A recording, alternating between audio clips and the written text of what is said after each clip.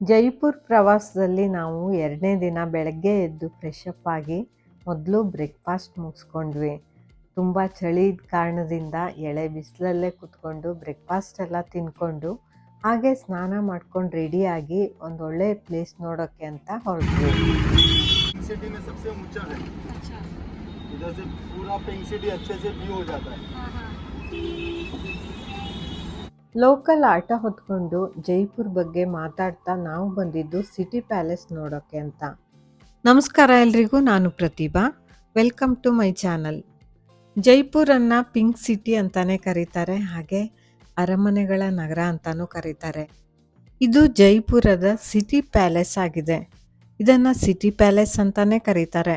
ಜೈಪುರ್ ನಗರವನ್ನು ಯಾವಾಗ ನಿರ್ಮಾಣ ಮಾಡಿದ್ರೋ ಆಗಲೇ ಈ ಒಂದು ಸಿಟಿ ಪ್ಯಾಲೇಸನ್ನು ನಿರ್ಮಾಣ ಮಾಡಿದ್ರಂತೆ. ಎಲ್ಲ ಕಡೆ ನಾವು ಎಂಟ್ರಿ ಫೀಸ್ ತಗೊಳ್ಳೋ ಹಾಗೆ ಇಲ್ಲೂ ಕೂಡ ತಗೊಂಡ್ವಿ. ಹಾಗೆ ಸ್ಟೂಡೆಂಟ್ಸ್ ಯಾರಾದರೂ ಇದ್ದರೆ ಅವರಿಗೆ ಕನ್ಸೆಷನ್ ಫೀಸ್ ಕೂಡ ಇರುತ್ತೆ.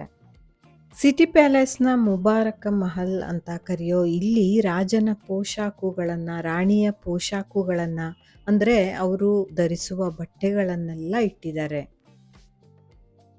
ಇದನ್ನು ನಿರ್ಮಾಣ ಮಾಡಿದ್ದು ಮಹಾರಾಜ ಸವಾಯಿ 2ನೇ ಜೈಸಿಂಗ್. 1727ರಲ್ಲಿ ತನ್ನ ಆಸ್ಥಾನವನ್ನು ಅಂಬರ್ನಿಂದ ಜೈಪುರ್ಗೆ ಸ್ಥಳಾಂತರ ಮಾಡಿದಂತಹ ಮಹಾರಾಜ ಸವಾಯಿ ಜೈಸಿಂಗ್ ಇದನ್ನು ನಿರ್ಮಾಣ ಮಾಡಿದ್ದು. ಜೈಪುರ್ ಇಂದಿನ ರಾಜಸ್ಥಾನದ ರಾಜಧಾನಿ ಕೂಡ ಆಗಿದೆ.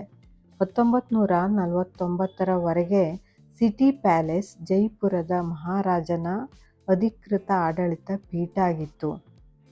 ಈ ಅರಮನೆ ಧಾರ್ಮಿಕ ಮತ್ತು ಸಾಂಸ್ಕೃತಿಕ ಕಾರ್ಯಕ್ರಮಗಳ ಸ್ಥಳ ಕೂಡ ಆಗಿತ್ತು ಆಗ.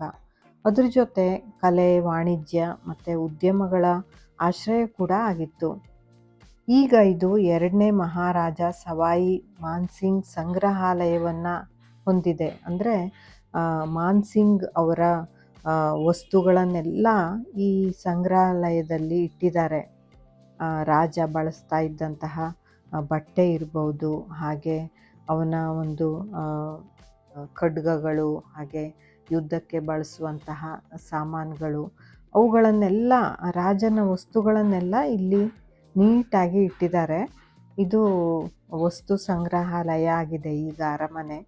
ಹಾಗೆ ಜೈಪುರ್ ರಾಜಮನೆತನದ ನಿವಾಸ ಕೂಡ ಆಗಿ ಮುಂದುವರಿತಾ ಇದೆ.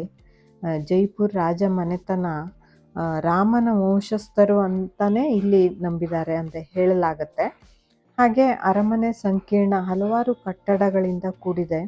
ಹಾಗೆ ಪ್ರಾಂಗಣಗಳು, ದ್ವಾರ ಮಂಟಪಗಳು, ವಸ್ತು ಸಂಗ್ರಹಾಲಯ ಎಲ್ಲ ಕೂಡ ಇದೆ ಇಲ್ಲಿ ನೋಡುವಂತಹದ್ದು.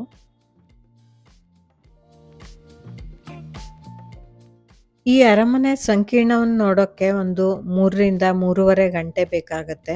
ಅರಮನೆ ಅಂದರೆ ಸ್ವಾಭಾವಿಕವಾಗಿ ದೊಡ್ಡದಾಗೇ ಇರುತ್ತೆ, ತುಂಬ ಟೈಮ್ ಬೇಕು ನಮಗೆ ನೋಡೋಕ್ಕೆ.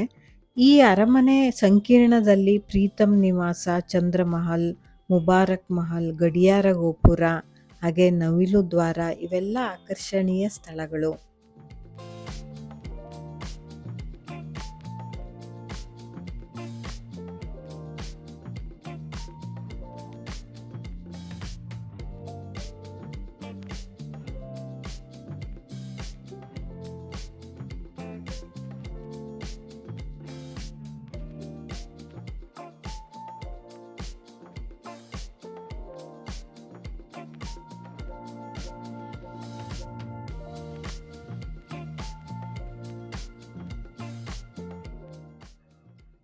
ಈಗ ಈ ಸಿಟಿ ಪ್ಯಾಲೇಸನ್ನು ಹಾಗೆ ಇಲ್ಲಿರೋ ವಸ್ತುಗಳನ್ನೆಲ್ಲ ನೋಡ್ಕೊಳ್ಳೋದು ಸರ್ಕಾರ, ಹಾಗೆ ಸೆಕ್ಯೂರಿಟಿ ಇದ್ದಾರೆ.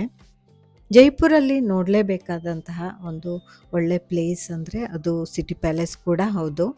ನೀವು ಕೂಡ ಜೈಪುರ ಪ್ರವಾಸವನ್ನು ಕೈಗೊಂಡಿದ್ರೆ ಇಲ್ಲೂ ಕೂಡ ಹೋಗಿ ಬನ್ನಿ ಅಂತ ಹೇಳ್ತಾ ಈ ವಿಡಿಯೋವನ್ನು ಮುಗಿಸ್ತಾ ಇದ್ದೀನಿ. ಎಲ್ರಿಗೂ ಧನ್ಯವಾದಗಳು. ಯಾರಾದರೂ ಹೊಸಬರಾಗಿ ನನ್ನ ಚಾನಲನ್ನು ನೋಡ್ತಾ ಇದ್ದರೆ ಸಬ್ಸ್ಕ್ರೈಬ್ ಮಾಡ್ಕೊಳ್ಳಿ. ನಾನು ಹಾಕುವಂತಹ ಇನ್ಫಾರ್ಮೇಟಿವ್ ವಿಡಿಯೋಗಳು ನಿಮಗೆ ಸಿಗುತ್ತೆ.